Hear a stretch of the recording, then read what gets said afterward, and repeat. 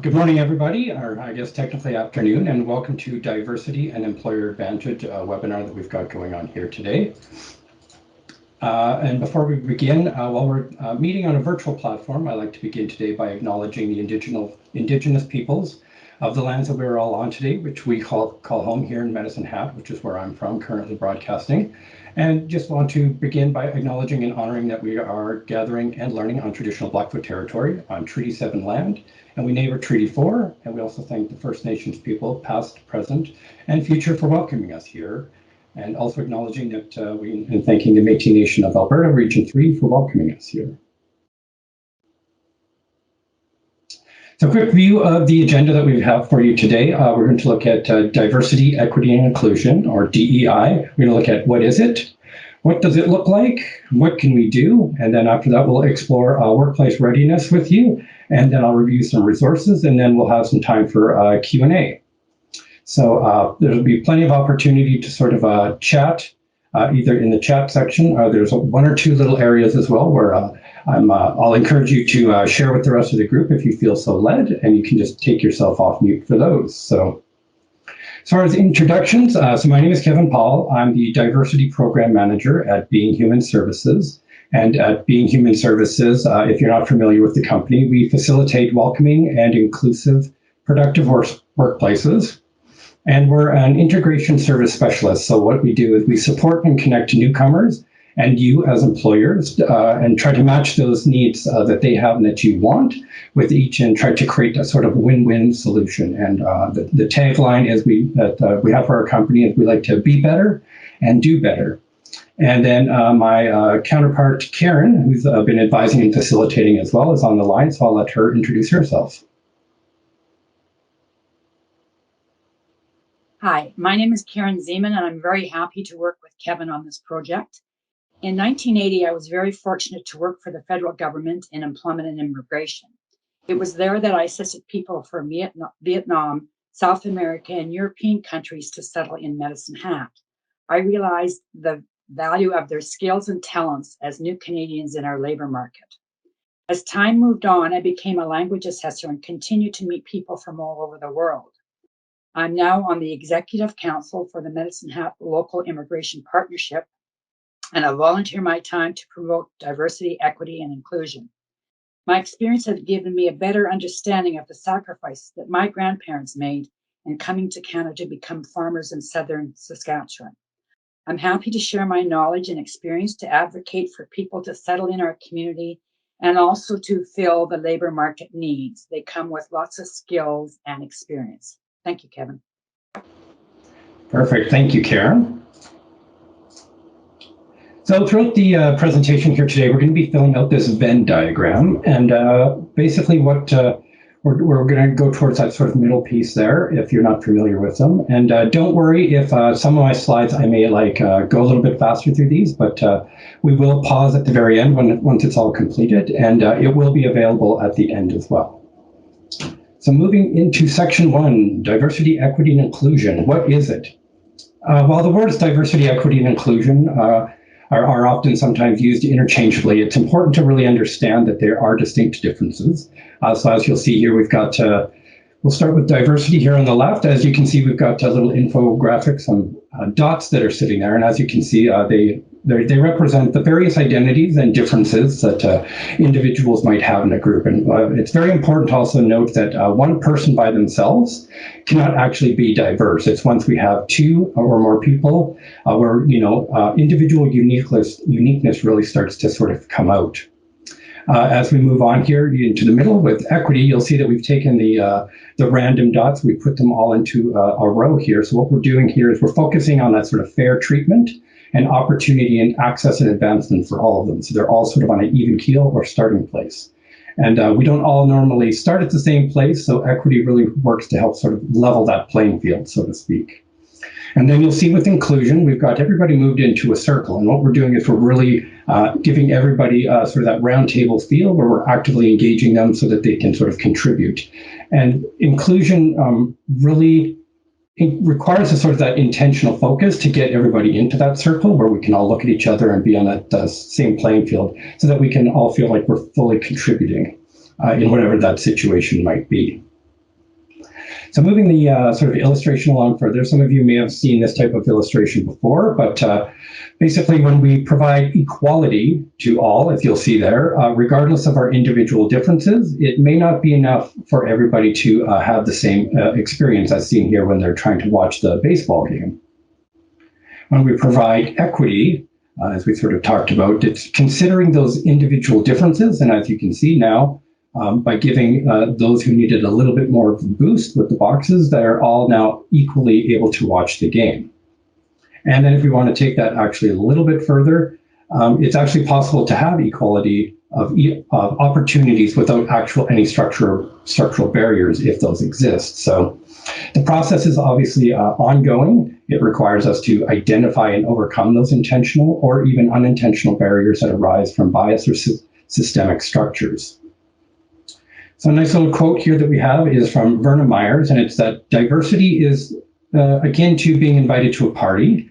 Inclusion is being asked to dance at that party. And you can even extend that analogy a little further by saying that equity is defined as helping to plan the party.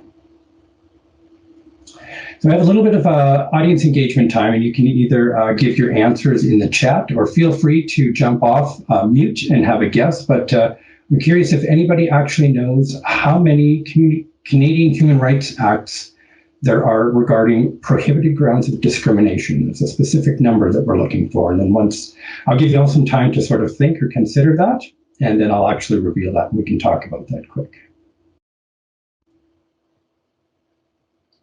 So as they start to appear here, when you're thinking about, sort of grounds for discrimination, what were the things that you first started to think about? Were they visible or invisible things? I've actually got these arranged here, starting from the left as you work your way down. They're all visible things that we're able to actually look at and see when we are talking with someone. Say, like, it's easy to see if they're a different race, or their skin color is different, or if they're older or younger than us, or if their sex is different. But as we move down the list, you'll notice that things become invisible. There's things that we can't see. There are things that you have to talk about or ask about. We really want you to sort of be conscious of, there are prohibited grounds of discrimination, and that there's more than just what you see when you're considering those things. So as we begin to fill out the Venn diagram here, we've got that diversity, equity, inclusion. We've got some basic sort of definitions there, and then we're going to move forward and continue to fill that out. So what does diversity, equity, and inclusion look like? So I'm going to be sharing, and afterwards I'd encourage anybody, if you want to as well, to go off mute and share, or you can also, again, share in the chat. But I'm going to share how far back in my family history I have to go in order to hit that newcomer status. So I'll be sharing where my family originated from and what sort of contributions that they provided to the local economy. So if any of you actually know those type of details, you'll be able to share afterwards. So for myself, my story is that my grandparents were both Dutch Mennonites in Eastern Europe, and their immigration journey took them along with my two uncles and my mother, who were all very young kids at the time. They were actually, oddly enough, living in the Ukraine, which is obviously in the news now. And they traveled across Poland, and they eventually ended up in northern Germany, where a boat took them across to Quebec. And from there, they took a train west across Canada and actually ended up quite close to Medicine Hat here. They stopped in Bassano, and they were sponsored immigrants. My grandfather had to transition from being a bookkeeper in his past sort of role in Europe there, and became a farmer. Eventually, he bought his own land in Gem, which is just sort of in that Brooks-Bassano area there. And it's actually, while he's passed on, the farm itself is actually still owned and operated by one of his grandsons. So just want to encourage anybody now, if you'd like to share with the group, feel free to come off mute and just sort of share, even just briefly, sort of where your family history might be from, just to help us sort of build that sort of a diversity even within our own webinar here.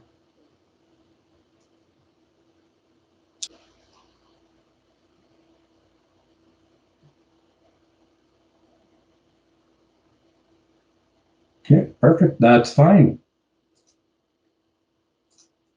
So moving on here, we've got a a little bit of information regarding arrivals to Medicine Hat. And just a huge thank you and shout out to Samus Immigration locally. We got a lot of our information that you'll see coming up here with our statistics from them. But as we sort of look at arrivals to Medicine Hat, they're basically done into four main sort of groupings. So we've got the family class, which are families of various sizes who are sponsored to come over by a local citizen. So my grandparents would have been a great example of that. And they bring their families, and eventually they will become permanent residents themselves. Then we've got the economic class, which are individuals who may also be bringing over their dependents, but they can also be coming on their own. And they don't need to be sponsored because they usually have the skills and ability to integrate much quicker into the workforce and into the local communities. We've also got refugees. So refugees is probably what most of us are traditionally familiar with, as you actually hear a lot more about them on the news. And normally they're forced to leave or brought over or even sponsored by local government to begin a new life. And usually that's as a result of wanting to escape war, persecution, or even natural disasters. And then we've got temporary foreign workers, and they're normally a foreign national who is authorized with the appropriate documentation to enter and remain in Canada for a limited period while they are engaged in work activities. So now we're going to take a look here, and you'll see specifically within the arrivals to Medicine Hat, for under each class there, we've got a variety of locations that they've come from. Again, thanks to Samus Immigration for these, but as you'll sort of see, we have a very wide breadth of various countries and nations that people have come from, and there's crossover in many of those across the different classes. It's a little harder for temporary foreign workers, specifically because normally they're working and they come over specifically through a company, so we can't necessarily get accurate numbers, but as you can see, there are quite a few who are specific to Medicine Hat here, 745 out of the regular population, so we've got a good sort of range there. So as far as actual immigration statistics for Medicine Hat, you'll sort of see that there's a slow and steady climb that between all of them. You'll sort of see there the big jump in 2016 is obviously the historical number of refugees who came over from Syria. And then again, things sort of toned down and we continue to build. And then we've got the big drop off in 2020, which is obviously a result of COVID. But numbers continue to climb even post-COVID as, we were able to get travel advisories and that type of just sort of the things that were needed to continue to get immigration policies and those numbers sort of growing. So what's interesting, though, is as you'll see in the bottom there, I've got in orange that statistics do not relay experiences. So that's one of the big reasons why we're having you, sort of share those examples, and it sort of brings out the human element to things. So because statistics don't relay experiences, we're going to share a story from a newcomer. So this Carolina is going to be sharing with us, and she was a temporary foreign worker from Mexico who came over in 2018.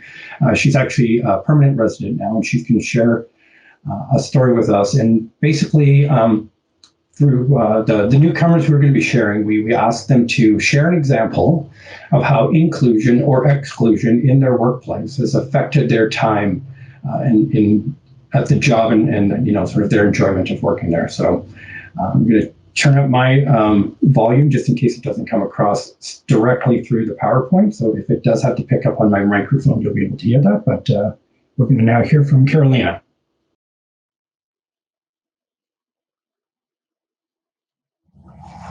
Hello everyone, my name is Carolina Huerta Romano and I'm from Mexico.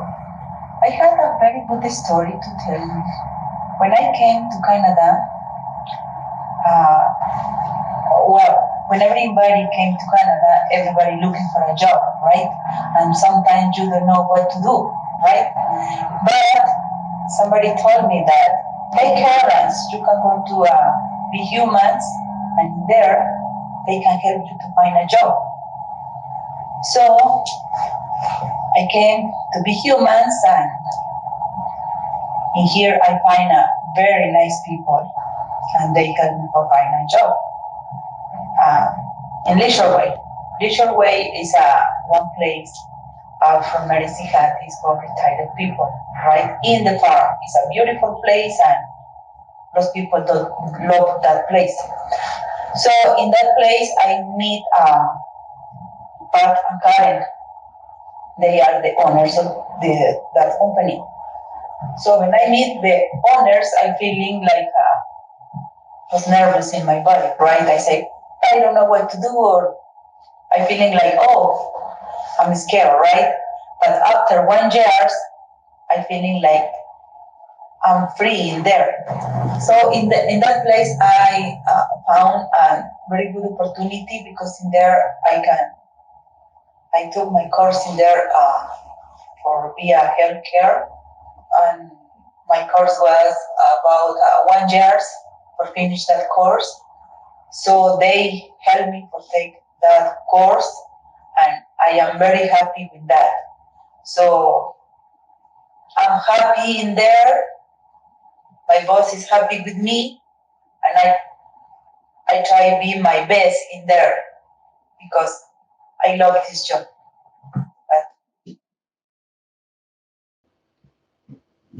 So Carolina's story is an example of how, when given the chance, newcomers can succeed and be very happy, which leads us into our next sort of question, which is, what can we do? So a little bit of a side note here. A lot of the focus of what we're talking about today is specifically around newcomers, but sometimes if you haven't met a newcomer, you can be like, well, I don't have any experience with that. But you can also frame a lot of what we're talking with from, if everybody's been new to a new job, or a new place. So sort of you can also frame it from that perspective. So we've got a little bit of an equation here. So obviously when we have diversity, equity, and inclusion, all sort of working in sync, so to speak, you get engaged in high-performing teams. So a little bit of information on hiring and workplace regarding the workplace is that there's definitely some disjointedness there. So a little bit of information here is that you'll see a bunch of new hires off to the left there, and statistically, it's stated that anywhere from only 17 to 33% of new hires will actually stay. A lot to, and again, that's newcomers to a job, not specifically newcomers to Canada. So there's really not a lot who will stick around for longer than 1 year. And then the annual job turnover by type, you can sort of see there. Almost like sort of the more entry-level positions, there's definitely higher turnover. And the one thing we want to make sure that employers are aware of is that there is definitely a cost to replace workers. So as you can see, a very low estimate is $3,500. And something to consider with that is just how much time and effort is actually put in throughout that entire hiring process. It's actually averaged that about 14% of any manager's time is actually spent as part of that hiring activity. So when you're aware of the cost of that, the need to consider how to move forward and make those employees want to stay should be top of mind. So some quick stats is that immigration itself actually is accounting for 71% of Canada's population growth. It's estimated that by 2034, the number of deaths in Canada is actually expected to exceed births. So again, basically what we're getting at here is that the sort of the business case that we're leaning towards is that you need to be considering where you're going to be getting your next employees from if you can't get them to stay. So, and then again, we've got the aging out population estimated to be over 25% in just over a couple of 25 years or so there. So as I mentioned, we want to sort of help you build a business case for diversity within your own business. And obviously that type of business case is going to vary from business to business, depending on how big you are and the scope of your company. So obviously, if you're a small business just on the ground, you're going to have a lot more work to do in sort of figuring out what that might look like, versus a large company with a big HR department who's actually looking after all of this stuff. They've obviously got the time and resources already potentially built in that they're using. So some benefits is that when you consider diverse cultures and newcomers, is that there's a bigger talent pool that you're drawing from. Again, if And you can increase your employee engagement and trust because they know that you're welcoming anybody to come in and participate and be part of your company's success. People from various cultures, even different ages. Again, that whole sort of diversity gamut is new perspectives on potential innovations. Differences in decision making can be helped, and as well as performance overall. So those are just some benefits to consider that might be of use in your own workplace. Obviously, there's going to be equally some challenges that you need to consider. One of the things being education and open-mindedness, which is why everybody's here today. We're here to sort of learn and grow along our diversity journey. Big hurdle in a way can also be leadership involvement. A lot of times things start from the bottom up, and employees, they sort of know, or even managers will see stuff, but until they can get the buy-in from top brass, so to speak, the leaders, it can be a little bit harder to sort of get that whole sort of company engagement in that.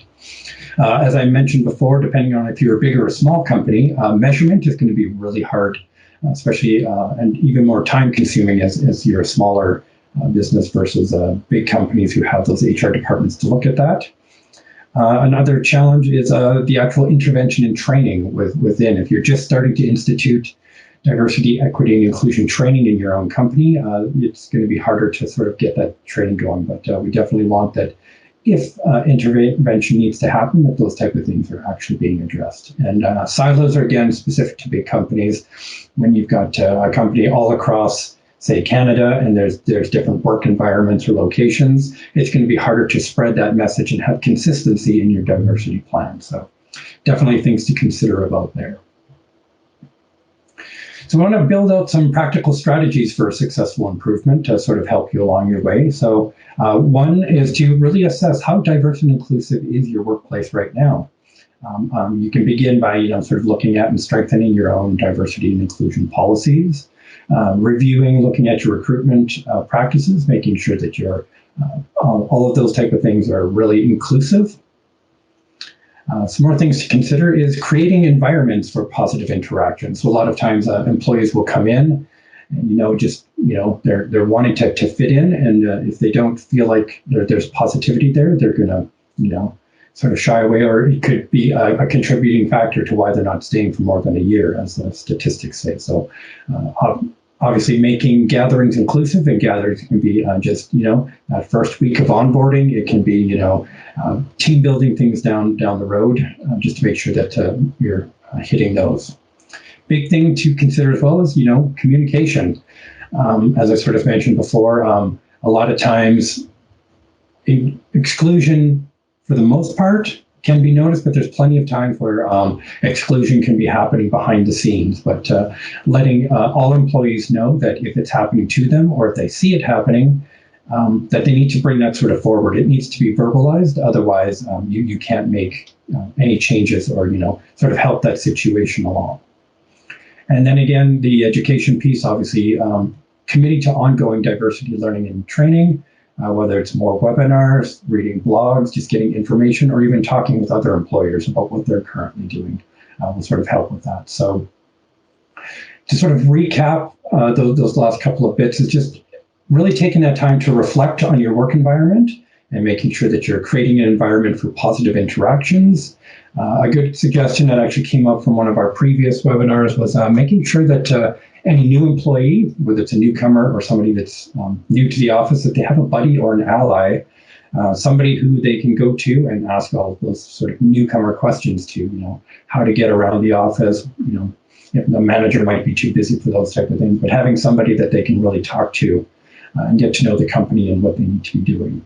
And then sort of reframing the work identity collectively, making sure that everybody's on the same page and is aware of all of that. So as we continue to build out the Venn diagram here, you'll sort of see that if we're only hitting two, such as diversity and equity, you'll notice that things to be aware of is that your culture assimilation will result in disengagement and low retention. So there's other things to consider if you're only hitting two of them.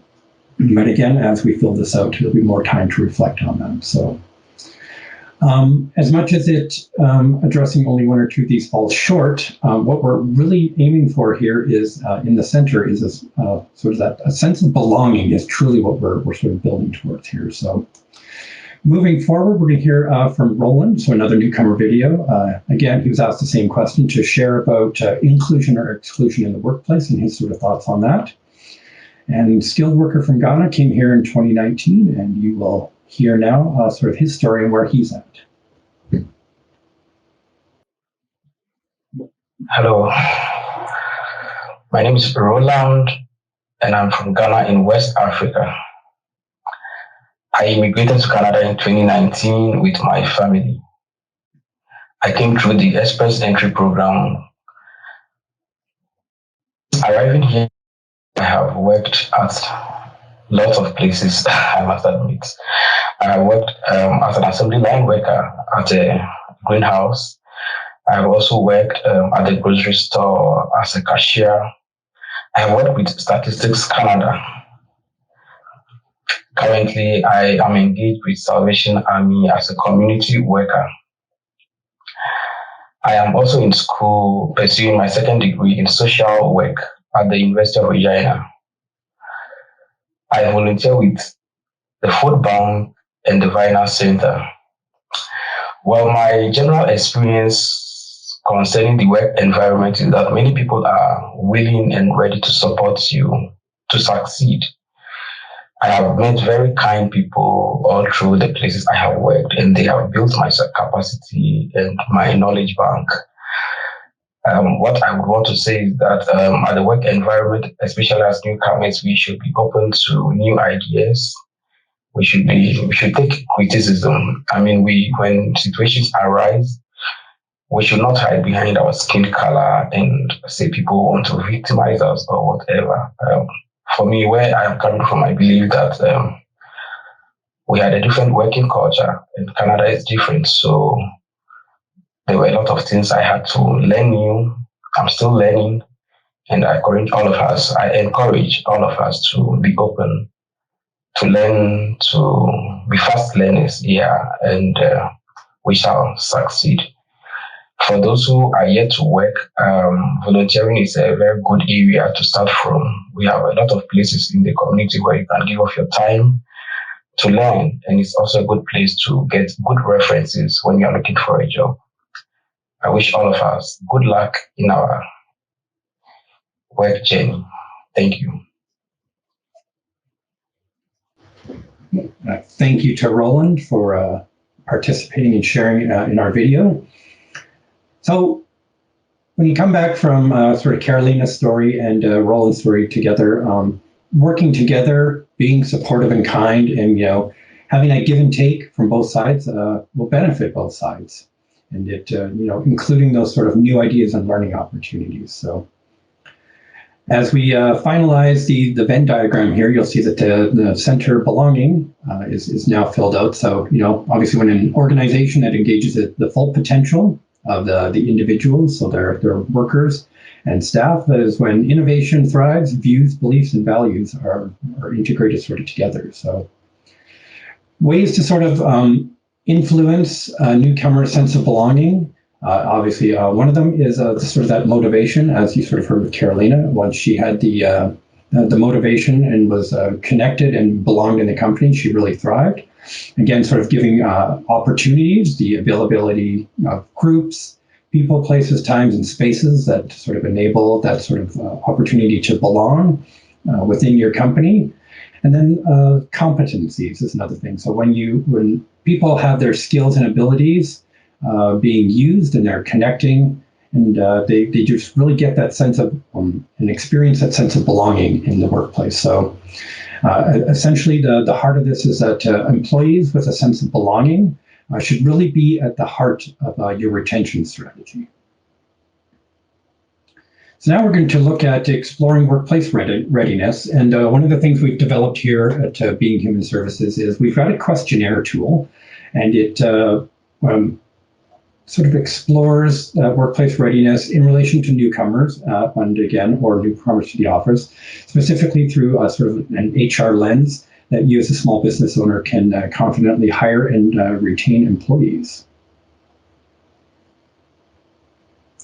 So with that, we have 11 areas of focus specifically, and the way we like to start with this tool that we've got is sort of assessing, as you can sort of see on the screen, there's 5 questions there that you can glance over, but we basically want you to, if at all possible, hopefully be answering yes to those, so that you can really sort of begin to feel like you're on that journey to begin, beginning to feel like you're definitely ready to integrate. So the document itself that we work through, we have 11 areas of focus, as you can see coming out there.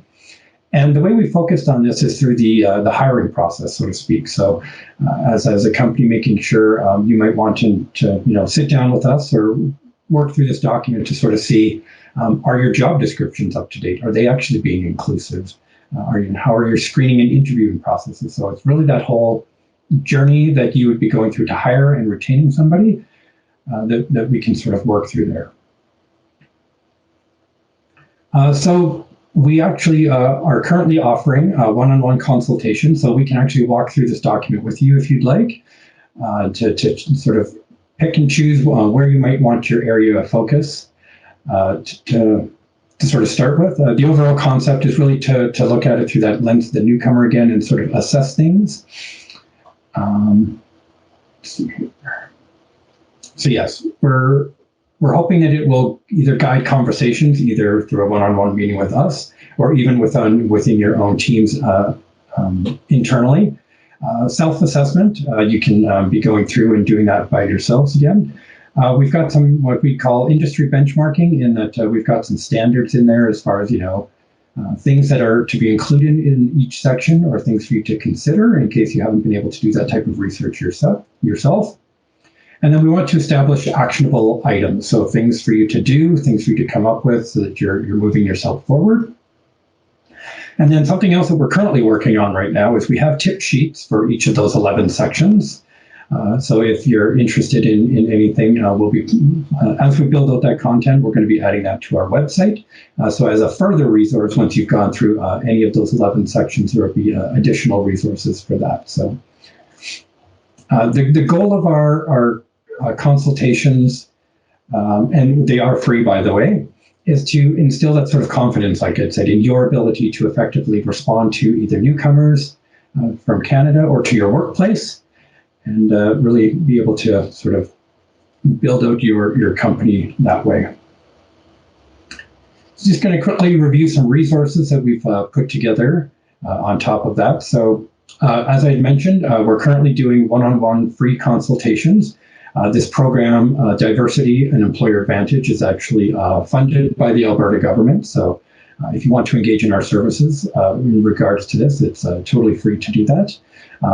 The program itself is actually ending, or at least my time with the program is ending in a week. So you've got a week if you'd like to get in contact with me, and we can set something up. On our website, we've been transitioning all of these resources to our website. So there's specifically a resource page under diversity. So the workplace readiness tool that I had just sort of described, you can go there and you can download that. We've also been converting this webinar into 5 modules on our YouTube channel. So if you want to review any of these again, we've got that for you as well. And then we've also got a bunch of website links, and those are things like specifically to government resources in regards to newcomers and immigration. We've got some blogs and resources to help you further along in your journey as well. And then something else is we've got 2 other sort of local resources. So the inclusioncharter.ca is an organization in Alberta here where you can actually sign up to and commit to specific practical actions that sort of support this inclusion and integration of foreign-born workers. They have a bunch of resources as well, tools and strategies to sort of build inclusive workplaces, as well as little things like if you needed contact lists, intercultural communication tips, sample policies, that type of thing. That's all available for free on their website. And then the other local one that's specific here to Medicine Hat, if you haven't heard, is the Connection Village. They've done intercultural competency training. They also do year-round social events and inclusion programs, providing Canadians and newcomers and international people as well a platform to meet and build meaningful relationships. I believe just last month they all went out to Echodale and did some snowshoeing. So things like that to both give us as locals an opportunity to share things that we do and share that with the sort of newcomers there. So that's all I have for the content. I haven't updated my slide here deck. We were actually saving the questions for afterwards. In the email that you were sent just prior to this webinar this morning, there's actual feedback survey, and if you were actually able to fill that out, that would be greatly appreciated. And if you'd like, you can share in the chat with everybody something that you have, learning or takeaway. And now we're going to open up the floor to questions that anyone has specifically in regards to the content, or, if you have any questions about newcomers or anything in that regard. And myself and my counterpart, Karen, will try to answer your questions as best we can. We'll now open it up. Feel free to come off mute.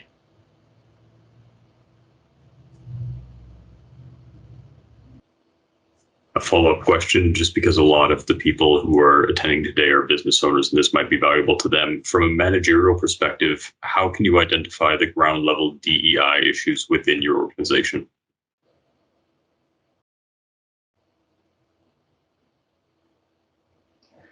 A lot of that will come from a ground level perspective is, I'll say specifically we'll start the process.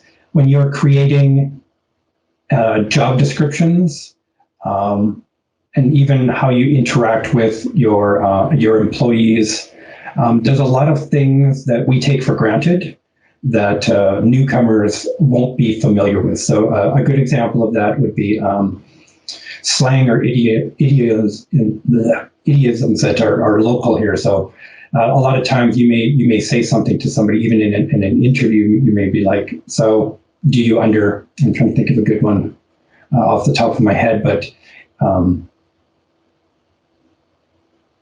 yeah, sorry, it's not coming to me off the top of my head, but there will be things, even acronyms or, certain phrases that you'll say, and, somebody may not understand because they're new to your industry or to the job, or even as a newcomer specifically to Canada, they won't understand what that specific word is. So a lot of times you'll want to make sure that your job descriptions and the interview process is inclusive in that. From the perspective, you're keeping everything at the sort of the lowest common denominator, using plain language, that type of thing. That's a great way to sort of review things at a glance. If you go through any of your job descriptions, if it's very specific to terminology or acronyms that are specific to your industry, that's a good way to sort of begin to identify those type of things. So I'll just see if Karen has anything to add. I just wanted to add, I think the importance of communication is critical. And sometimes, because I do language assessments with new Canadians, and I've got many years of experience, lots of times people will say, okay, do you understand? And they will say, okay, because they're afraid to express what they're feeling. And that's why when Kevin suggested having a buddy or having someone that a go-to person, I think is critically important to be able to maintain staff. And I just heard yesterday where someone has left a very high profile job because they weren't happy in the position. They were taxed. They were just from the requirements of the job. People are getting burnt out. And I think creating that inclusive environment where people are okay to ask questions and they won't feel like they're going to be excluded by questioning something about where should I park or something like that. So critical that communication is open and goes both ways.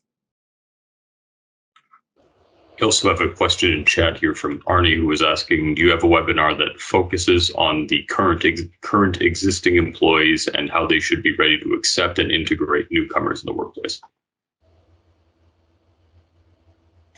As far as having a specific webinar for that, no, but that is something that we, in sort of, well, maybe not from the tool we've developed, but that would definitely be a, engaging us via the one-on-one opportunity that we could sit down and sort of, Karen and I can sort of figure out and ask those questions, what does the current landscape look like? What's currently being done? And, depending on, what your newcomer program looks like, it's the type of thing where we could engage in and sort of help sort of figure out what that might look like. I think just to add to that, sometimes employers do not devote enough time in the interview process, and I feel that is critical. As Kevin said, the job description has to demonstrate what's required of the person, and then taking the time to interview the person, seeing that they have those skills and abilities, and also doing reference checks, because turnover, I've seen one place where they have a huge demand, but they maybe spend 5 minutes in an interview process. So turnover is big.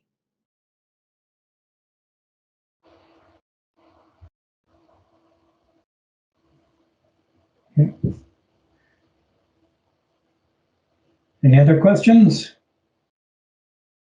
We have a question from Corey, who has her hand raised. Yeah, one of the challenges that we've had is actually retaining employees, not from the job perspective, but from the community perspective. So the job itself brings them here, or generally we're trying to get employees to come here, but it's the diversity and culture within our community that's actually challenging. What would you suggest as far as how we could engage? Because we've, this year alone, I think we're close to over 10 employees that are coming from either different locations within Canada or from outside of Canada, and just wanting to see as an employer what we could do to engage them more within our community to grow diversity within that. Is your question sort of framed around the fact that they themselves are of a diverse population, or? That's right. So we've actually lost employees that are struggling to integrate into our community and find that they can do so differently in perhaps some of the bigger centers. We've lost, within the last year, we've lost a few, that are looking for more diverse cultures, et cetera, and are struggling to find ways to integrate into our community with their diversity. I'm just going to say, like things like that Kevin talked about, connections. They do a phenomenal job and involve people who are local residents as well as new to our community, just to get people involved, even things that Samus Immigration does.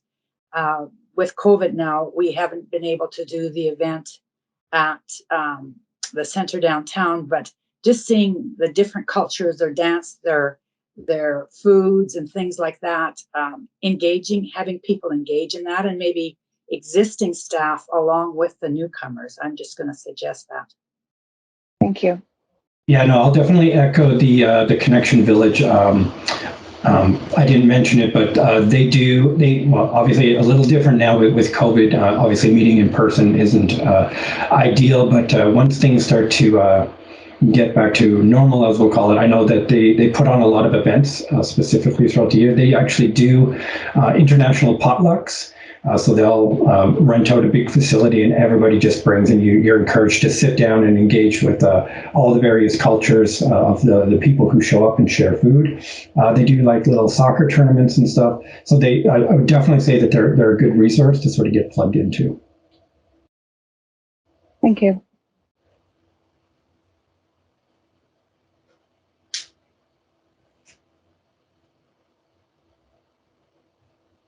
Anyone else?